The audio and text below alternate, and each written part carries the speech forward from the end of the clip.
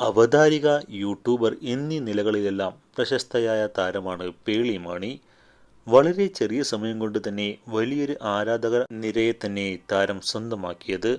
അടുത്ത സമയത്ത് താരത്തോട് ചോദിച്ച ഒരു ചോദ്യത്തിന് ഒരു വലിയ വേദിയിൽ വെച്ച് മറുപടിയാണ് ശ്രദ്ധ നേടിയിരിക്കുന്നത്.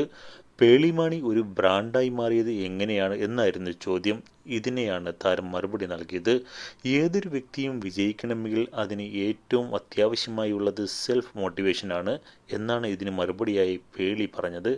ഞാൻ കുട്ടിക്കാലത്ത് സ്കൂളിൽ പോകുന്ന സമയത്ത് റോഡിൽ കൂടി ബൈക്ക് പോകുമ്പോൾ ഡാഡി എന്നോട് പറയുമായിരുന്നു, ബൈക്ക് ആൺകുട്ടികളാണ് ഓടിക്കുന്നതെന്ന്.